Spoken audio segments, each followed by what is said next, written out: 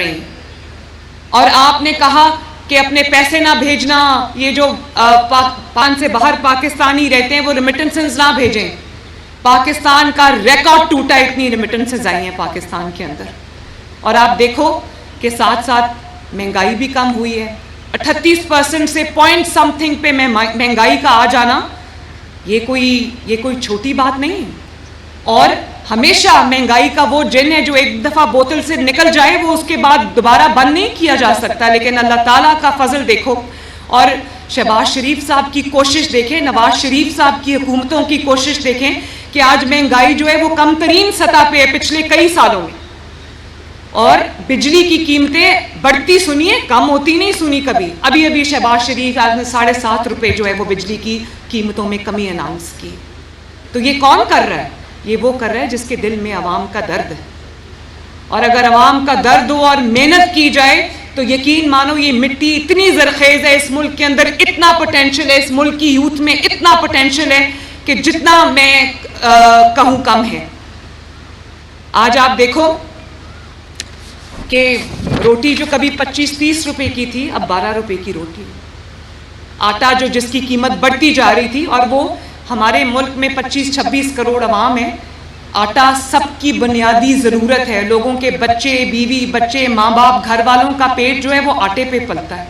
अगर आटा सस्ता हो तो कम से कम कोई भूखा नहीं सोएगा। आटे की कीमत कम हो गई है, रोटी की कीमत कम हो गई है। अभी रमज़ानुल मुबारक गुजरा है तो रमज़ानुल मुबारक में दरवाज़ा खटका खटका के पंजाब में 10-10 हज़ार रुपये का चेक गरीब लोगों को दिया गया है ताकि वो अपने घर का जो है वो राशन ला सकें। और मैंने खुद वो कॉल सुनी है, सैकड़ों की तादाद में लोगों ने कहा कि हमारे पहली बार ये हुआ है कि हमें लाइनों में लग के इमदाद नहीं दी गई, बल्कि हमारा दरवाज़ा खटका के हमें कहा गया है कि वज़ीर आला मरियम नवाज शरीफ की तरफ से आपको ये रमज़ानुल मुबारक के लिए आपकी राशन का 10,000 रुपये का चेक है। अल्लाह ताला का शुक्र है। और फिर बाइज़्ज़त तरीके से हमने लोगों को उनका हक पहुँचाया। आप देखते हो कि सफाई में बेहतरी आई है। यहाँ आपको एनवायरनमेंट प्रोटेक्शन स्क्वाड्स नज़र आ रही हैं। आपको जगह जगह पंजाब के हर गली में, हर मोहल्ले में, हर शहर में, हर गाँव में आपको सुथरा पंजाब की फोर्स और सुथरा पंजाब के स्क्वाड्स और सुथरा पंजाब की गाड़ियों और मशीनरी नजर आएगी। कभी मैंने पहले नहीं देखा कि पंजाब के हर इलाके में, चाहे वो उसका रूरल एरिया हो या उसका अर्बन एरिया हो, कि यकसा गांव में भी, देहात में भी और शहर में भी सफाई हो रही हो। मैं जब जा रही होती हूँ सड़क पे तो मैं देखती हूँ हर चंद मीटर में सुथरा पंजाब की मशीनरी और गाड़ी जा रही होती है और सुथरा पंजाब के लोग सफाई कर रहे होते हैं।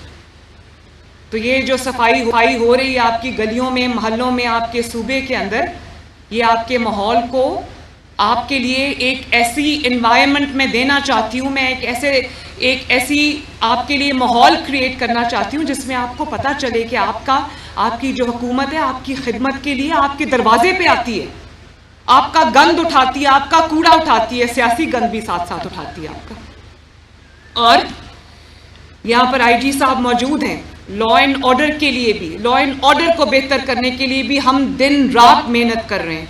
और उसके लिए मैंने एक special crime control department CCD बनाया है जो अब काम शुरू कर चुका है। और ये जो रेप केसेस हैं, ये सॉडमी के जो केसेस हैं, ये जो स्ट्रीट क्राइम के केसेस हैं, उसको हम सख्ती से निपट रहे हैं। और ये भी मैं आपको बता दूं कि अगर खुदा न खास्ता कोई ऐसा वाक़या होता है, कोई मर्डर होता है, कोई चोरी होती है, कोई डाका होता है, कोई रेप होता है, ये सब मेरी रेड लाइन है। और चंद घंटों के अंदर अंदर हम मुजरिम को गिरफ्तार करके जेल की सलाखों के पीछे फेंकते हैं। और इसी तरह हॉस्पिटल्स में मैंने बहुत देखा। मैं हॉस्पिटल में गई, मेयो हॉस्पिटल में गई और फिर मैं उधर गई जिना हॉस्पिटल। वहाँ पर मैंने MS को भी फारिग किया, प्रिंसिपल को भी फारिग किया। मीडिया में बड़ा एक तूफान आ गया, भूचाल आ गया कि मरियम ने ऐसे किया और वज़ीर आला ने खड़े खड़े लोगों को फायर कर दिया। और ये डॉक्टर्स होते हैं, उनकी बड़ी इज्जत होती है, वो एक पढ़े लिखे लोग होते हैं, उनकी इज्जत करना, एहतराम करना वाजिब है। तो मेरे पे वाजिब है, मैं उनकी इज्जत और एहतराम में कमी नहीं आने देती।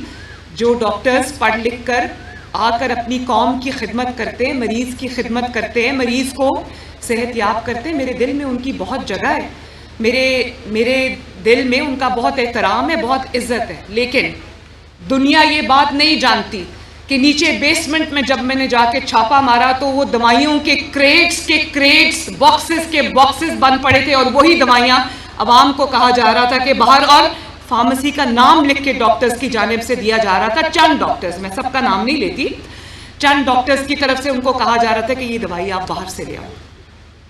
तो जब मैं तकरीबन 100 अरब रुपया मैंने मुख्तस कर दिया है फ्री दवाई के लिए कि कोई भी अगर सरकारी अस्पताल में कदम रखे तो उसको कोई दवाई, चाहे वो पैनाडॉल ही क्यों ना हो, वो उसको अपनी जेब से ना लेनी पड़े।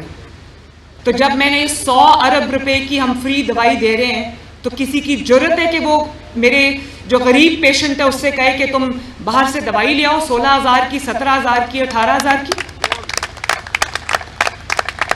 इसके ऊपर मेरी जीरो टॉलरेंस है। उसके बाद मुझे जिसको भी निकालना पड़ा, फारिग करना पड़ा, मुझे कोई डर नहीं है। आपने मेरी जितनी तनकीद करनी है मेरे पे कर लो, लेकिन मुझे पता है मेरा फर्ज क्या है।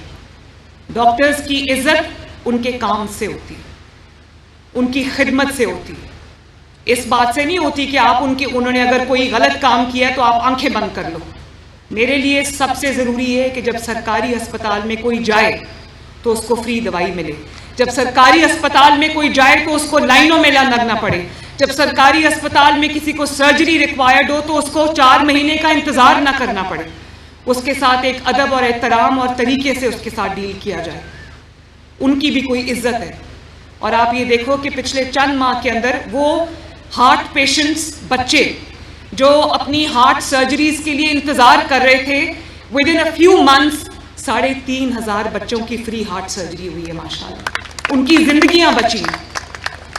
इसी तरह हज़ारों अफराद का फ्री डायलिसिस हो रहा है, हज़ारों अफराद के फ्री ऑर्गन ट्रांसप्लांट्स हो रहे हैं, जो 50-50 लाख का एक ऑर्गन ट्रांसप्लांट था। और जब मैं वो मेयो हॉस्पिटल गई और जब मैं जिन्ना हॉस्पिटल गई तो मैं देख के हैरान रह गई कि मरीजों को ये भी कहा जा रहा था कि जो डॉक्टर्स के ओवरऑल होते हैं या डॉक्टर्स के जो गाउन्स होते हैं डिस्पोजेबल, वो भी आप बाहर से लाओ। उनको कहा जा रहा था कि जो ऑक्सीजन मास्क है वो भी आप बाहर से लाओ। मुझे पेशेंट्स ने ये खुद दिखाया, मेरे पास सबूत है, उन्होंने मुझे पर्चियां दी। और एक पेशेंट ने कहा कि मेरे बेटे का एक्सीडेंट हो गया था, तो मैं जुमे की रात को एक्सीडेंट हुआ, मैं उसको लाई, उसके पाँव में बहुत बुरा जख्म आया था, तो उसकी सर्जरी रिक्वायर्ड थी। तो डॉक्टर ने उसको कहा कि हफ्ते और इतवार को छुट्टी होती है, मंडे को आना। और वो मंडे को जब अपने बच्चे को लेकर आई तो उसका जख्म खराब हो चुका था। तो इसके ऊपर मुझे एक्शन लेना पड़ता है, मैं जिम्मेदार हूँ इस चीज़ की, और उसके लिए मुझे जो एक्शन लेना पड़ा मैं लूँगी। लेकिन आवाम की जो मरीज़ों की सहूलत है उसके अंदर मैं किसी किस्म का कॉम्प्रोमाइज़ बर्दाश्त नहीं करूँगी। और इसकी वजह से मैंने अब तमाम सरकारी हॉस्पिटल्स में लाउड स्पीकर्स पे एक सिस्टम हमने लगाया है जो कंटिन्यूसली ये ऐलान कर रहा है हॉस्पिटल्स में स्पीकर्स के थ्रू कि कोई भी पेशेंट अपनी दवाई के लिए पे नहीं करेगा, और अगर आपसे किसी भी दवाई या इक्विपमेंट के लिए या किसी मेडिकल सप्लाई के लिए आपसे मांगा जाता है पैसा, या आपको कहा जाता है कि बाहर से लेके आओ, तो आपने पैसे नहीं देने, बल्कि अपनी शिकायत जो है वो शिकायत काउंटर पे जाके आपने रजिस्टर करानी। ये अनाउंसमेंट्स हो रही हैं मेरी जानिब से तमाम सरकारी अस्पतालों में अक्रॉस पंजाब, और मैं बगैर बताए हॉस्पिटल्स का दौरा कर रही हूँ। और अब मैं जब सर्विसेज हॉस्पिटल गई तो 2 हॉस्पिटल्स में मैंने जो एक्शन लिया, उसके बाद सर्विसेज हॉस्पिटल में मुझे यकीन नहीं आया इतनी बेहतरी शुरू हो गई माशाल्लाह।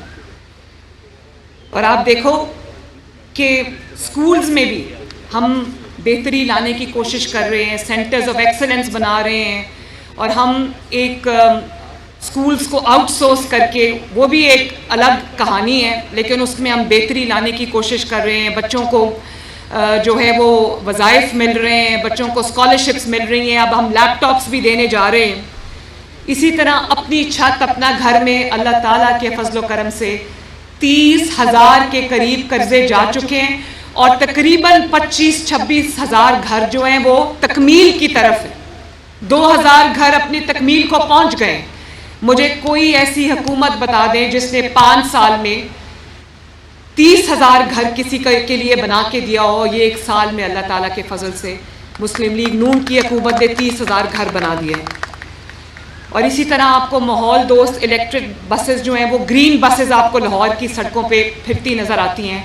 आइंदा चंद माह के अंदर 1500 बसेस इलेक्ट्रिक बसेस और आ रही हैं जो आपको पंजाब के हर शहर में, हर देहात में चलती नज़र आएंगी। और इसी तरह जो महंगाई है, आर्टिफिशियल महंगाई है, उस पर भी हम क्रैक डाउन करने की पूरी कोशिश कर रहे हैं। तो मैं आपसे सिर्फ ये कहना चाहती हूँ, काम बहुत हैं जिनको मैं अगर गिनवाने शुरू करूँ तो शाम हो जाए। मैं नहीं चाहती आपको और ज़्यादा धूप में इंतज़ार करना पड़े। 5 साल इस मुल्क को स्टेबिलिटी के मिल गए, फितने से दूर मिलेंगे इंशाल्लाह। फितने को लोगों ने पहचान लिया है और ये मुल्क तरक्की करेगा। ये मुल्क बहुत ज़रखेज़ है, ये मुल्क बहुत, इसके अंदर पोटेंशियल है। इस मुल्क की जो यूथ मेरे सामने खड़ी है, इनके अंदर बहुत पोटेंशियल है। तो आओ मिल के ये दुआ करें कि अल्लाह ताला इसमें बरकत दे और अल्लाह ताला हमें तौफीक दे कि हम हर आने वाले दिन के साथ बेहतरीन तरीके से इस मुल्क की खिदमत कर सकें, इस सूबे की खिदमत कर सकें। अल्लाह ताला आप सबका हामी और नासिर हो। पाकिस्तान जिंदाबाद, पाकिस्तान पाइंदाबाद।